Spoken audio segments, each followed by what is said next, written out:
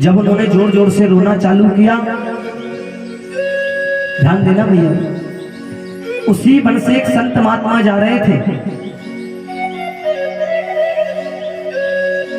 संत महात्मा ने देखा कि कोई बालक रो रहा है, तो संत महात्मा गए। संत महात्मा ने देखा कि भैया ये कोई बालक थोड़ी है, ये तो ब्राह्मण लगता है। आत्मदेव जी से बोला महाराज रो क्यों रहे हो? आत्मदेव जी बोले क्या बताएं महाराज, बड़ी परेशानी है, बड़ी परिस्थिति है, अब तुमको नहीं बता सकते। संत महात्मा बोले देखो महाराज, एक दूसरों को बात बताने से उसका वजन कम हो जाता है, आप तो बात को शेयर करो, बताओ। बोले महाराज बताऊंगा जब जब आप इस मेरी बात का उपाय बता दोगे। बोले चिंता मत करो, बोलो तो सही। बोले मेरी एक पत्नी है जिनका नाम धुंधली है, और मेरी पत्नी को अब तक बेटा नहीं हो रहा, तो कोई महाराज उपाय बताओ जिससे मेरी पत्नी के बेटा हो जाए। संत महात्मा बोले बेटा का तुम क्या करोगे? बोले जैसे हम संत वैसे तुम ब्राह्मण, एक काम करो तुम भी मेरे संग भगवान का भजन करने लगो, घर गृहस्थी परिवार सब कुछ त्याग दो। आत्मदेव जी बोले महाराज कैसी बात करते हो? अरे बेटा है तो मैं हूं, यदि अगर बेटा बड़ा हो जाएगा और हम बुजुर्ग हो जाएंगे तो बेटा मेरी कम से कम सेवा तो करेगा, कम से कम बेटा हमारे चरणों को तो दबाएगा। और यदि हमारा बेटा ही नहीं होगा, हमारे घर में कोई होगा ही नहीं, तो हम बुजुर्ग हो जाएंगे तो हमारी सेवा कौन करेगा, हमको भोजन कौन खिलाएगा? संत महात्मा बोले बात तो तुम्हारी भी सही है। अब आत्मदेव जी को ध्यान आया कि संत तो भगवान का रूप होते हैं, यदि अगर संतों की वाणी से जो शब्द निकल गया, समझो उस शब्द को कोई काटने वाला नहीं है, क्योंकि इस कलयुग में भी संतों को भगवान बताया गया है। कहा है ना, संत बड़े परमार्थी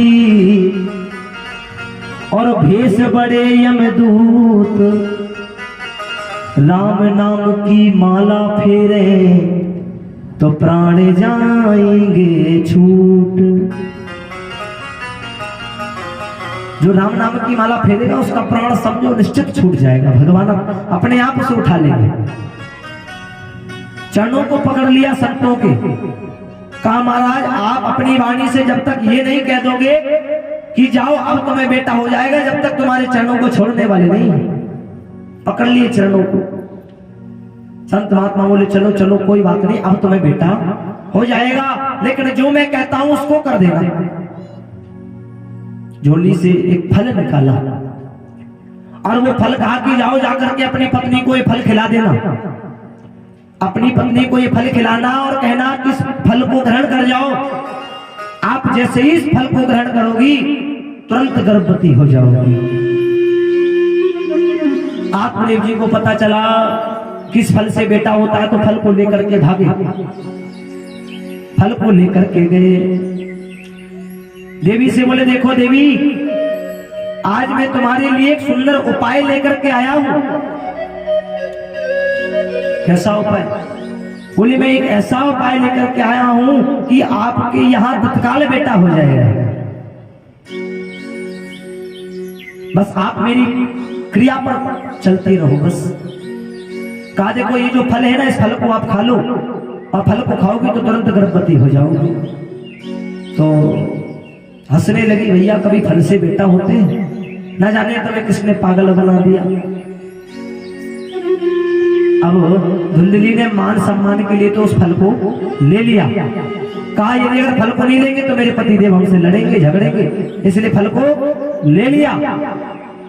अब देखो फल को लेकर के अपनी पड़ोसन की एक सखी को बुलाया। एक पड़ोसन में सखी थी जो बड़ी गहरी मित्र थी। कहा जाओ जाकर के आपकी पड़ोसन में जो गाय है ना, उस गाय को जाकर के फल खिला देना, और ध्यान दे देवी तेरी कोख में जो बेटा पल रहा है, वो बेटा मुझे चाहिए। बदले में जितना आभूषण चाहिए, जितना सोना चाहिए, जितनी चांदी जो चाहिए वो ले लेना, लेकिन इस बेटे को मुझे दे देना। वो कहते हैं ना, लालच बुरी भला होती है। उसको लगा कि भैया बेटा तो और भी हो जाएंगे, पैसा नहीं होगा, एक काम करो अभी पैसा ले लेते हैं, बेटा बाद में कर लेंगे। अब जैसे ही धुंधली को बेटा मिला, आत्मदेव जी को पता चला कि भैया धुंधली के यहाँ बेटा हुआ, धुंधली के यहाँ बेटा हुआ, तो पूजा पाठ कर रहे थे। पूजा पाठ की आसन से उठ करके खड़े हो गए, दौड़ पड़े अपनी पत्नी के पास, अपने बेटे को उठाया और उठा करके सीने से लगा लिया। हाँ हाँ, बड़ा अद्भुत भाव है। सीने से लगा करके कहा, देखो देवी, मैंने कहा था ना कि तुम्हारे यहाँ इस फल से बेटा हो जाएगा। मन में धुंधली बोले, तुम्हें कहा पर तुम्हारा ये बेटा कैसे हुआ, मुझे पता। अब बेटा हमारे यहाँ ब्रज में कहा जाता है कि जब बेटा 1 वर्ष का हो जाता है तो बेटे का नामकरण होता है। आत्मदेव जी का बेटा 1 वर्ष का हो गया तो आत्मदेव जी घर के पंडित थे,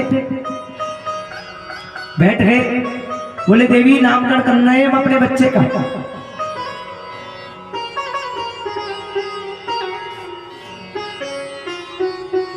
परंतु धुंधली बोली, नाना बेटे को पैदा मैंने किया, दर्द मैंने झेला, और नामकरण आप करोगे? तुम नहीं करोगे, नामकरण हम खुद कर लेंगे।